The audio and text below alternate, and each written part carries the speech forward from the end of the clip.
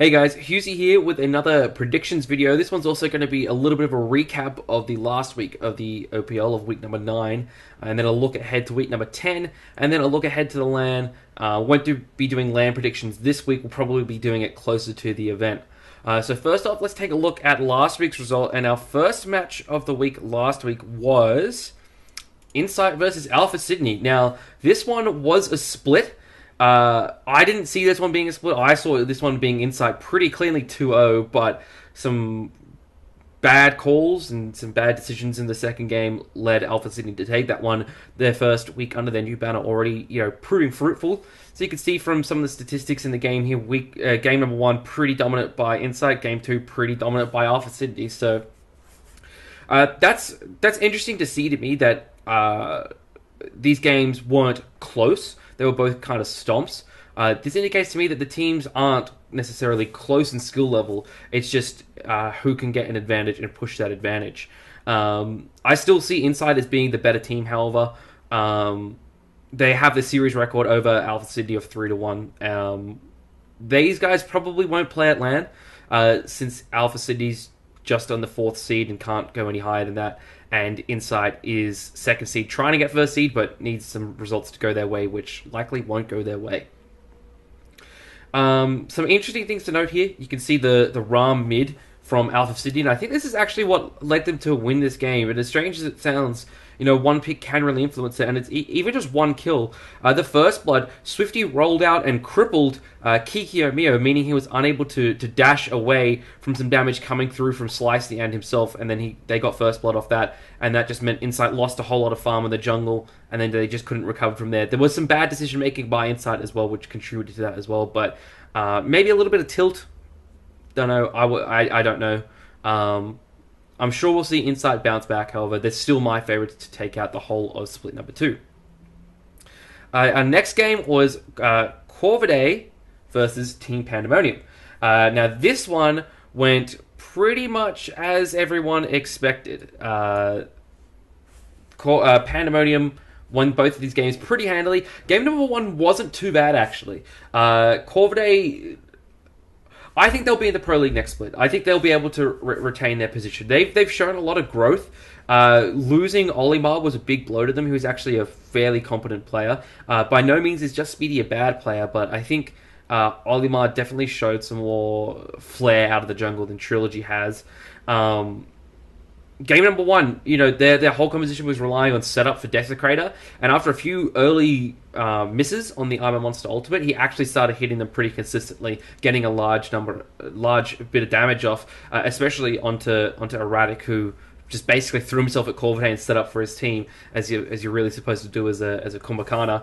Subfloor's return, though, is a big one to talk about. I believe he was back last week, but he really showed up this week. You can see both of his results very well done indeed. Maxon, actually, that's the other big talking point. This is his first week in the jungle for Team Pandemonium. Was subbing him previously at ADC. Sporks has stepped away from the roster, stepped away from Smite in general, I believe. I'm not entirely sure what his situation is, but Maxon going back into the jungle where he was originally for Insight at the start of the split, and doing excellently there. You can see, 12-1 and 11, 11-0 and 9. Fantastic numbers for him, but Subfloor was a big talking point for me because Maxon performed extremely solidly out of the ADC role when he was subbing in there. So obviously that can't have been great for Subfloor to see, with someone coming in and just taking his spot. So maybe there was a little extra motivation this week, but he definitely performed above what his usual standards are. Ro had some more solid performances out of the solo lane. We need him to. Pandemonium needs him to perform consistently if they want to have a chance at LAN. So Panda's pretty much locked into the 3rd seed at the moment. I believe they can get the 2nd seed if they 2-0 Insight this week. If they 2-0 Insight this week, then they'll have to play a tiebreaker to try and get the 2nd seed. So Pandemonium. There's really not much difference between the 2nd and 3rd seed in terms of actual practicality. I believe it's just 2nd seed gets, in their first game of their best of 3 series, gets choice of 1st or 2nd pick. So that's what they're playing for there. Maybe a little bit of pride as well, but We'll see overall Pandemonium's situation not that much changed this week compared to last week. And our final game of the week was Deadweight versus Avant-Garde. Now, these were probably the closest games of the week. Avant-Garde have shown continual improvement. The problem is the rest of the scene has also improved and at a faster rate.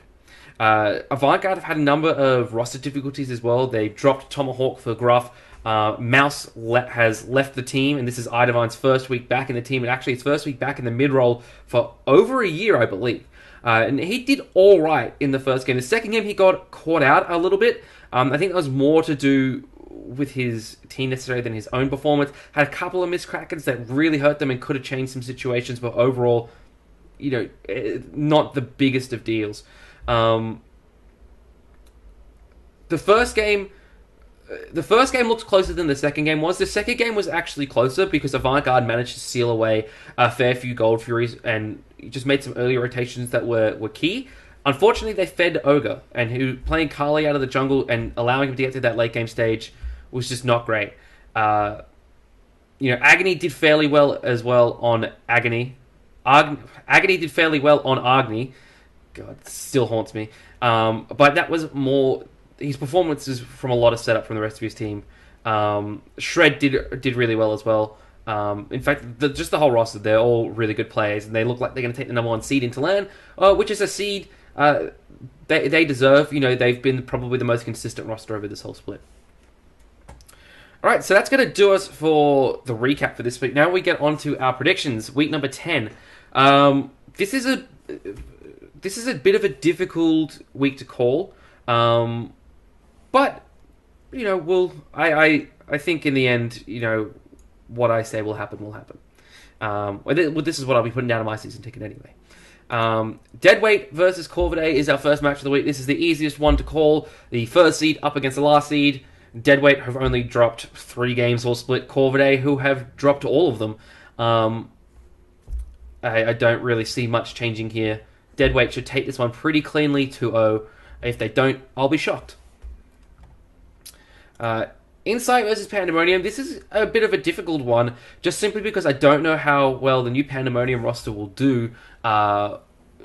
On paper, they're very strong. I think they're stronger now with Maxon than they were with Sporks. I think Maxon's a better jungler than Sporks was. I think Ro's still their best option for jungle, but he wants to play solo, so let him play solo. And hopefully he can perform out of there. Ultimately, though, I see Insight taking this one. Especially the sting of last week's defeat, and it was a defeat by Alpha Sydney, even though it was a splitting with Alpha Sydney to Insight is a defeat. I see Insight taking this one 2-0. They were very sloppy last week. I see them addressing a number of those issues this week, as well as I think they were a little caught off guard by the power pot changes. Maybe weren't as prepared as they should have been. In the end, though, I still see these guys taking this one 2-0. Their track record against Pandemonium is pretty solid. Now, final game of the week. Now, this is the most difficult one to call, and earlier in the split, these guys did split 1-1, and that's what I'm calling again. Simply because I just really don't know how these teams are going to match up. It has been 9 weeks since we last seen them play each other. So that is a long time. A lot has changed in these teams. These rosters have changed. In the first week, Tory Skies was in the jungle for Alpha Sydney. Slicey wasn't a part of the roster. You had Erratic, who's now on Team Pandemonium as the support for Alpha Sydney. For Avant-Garde, you had Tomahawk in support, you had Mouse in the mid lane. Now you've got Gruff in support and Idivine in the mid lane. I don't know how these teams are going to match up. I don't know how they've been scrimming or anything like that. I see this one as a split.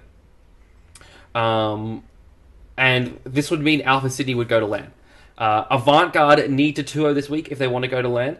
That's simply it. There's no ifs and or buts. What if this other team does this? This is for all the marbles. This match is a huge one for both of these teams. Both of these teams are so hungry to go to this LAN. Alpha City's got the motivation because they came from the Challengers Cup and they're like, look, we're good enough already to have gone to LAN. Avant-Garde's got the motivation because they're like, we haven't performed in split number 1. We haven't performed to our fullest potential here in split number 2, but we can redeem ourselves here and possibly at LAN. So I think this is going to be the biggest match of the week. I'm excited to see how this one will go down. I have no idea who's going to win. No idea, but I am calling a split. All 3 possible results, I think, definitely have a high chance of happening. I think 2-0 Avant, 2-0 Alpha Sydney, or a 1-1, all equally likely. Myself personally, though, I just see it as a split. If I can't decide between teams, I just go with a split. Um, yeah, it's too difficult to call for me. The matchups across the board, the one positive Avant-Garde have really got going for them is that El Chuckles is a much better solo laner than Shrux. That's not throwing shade at Shrux. That's just straight up how it is. El Chuckles is a fantastic solo laner. And that I think if they can get Chuckles on something where he can either semi carry or can just bully his lane and make some early rotations to contribute to his team, then I think Avant-Garde can take it. Alpha City, though, they've taken games off big teams. They took a game off Team Pandemonium. They took a game off Insight. Who knows? All right, that's going to do it for this week's video. Thank you guys very much for watching. And I'll probably do another video in the future about LAN. All right, see ya.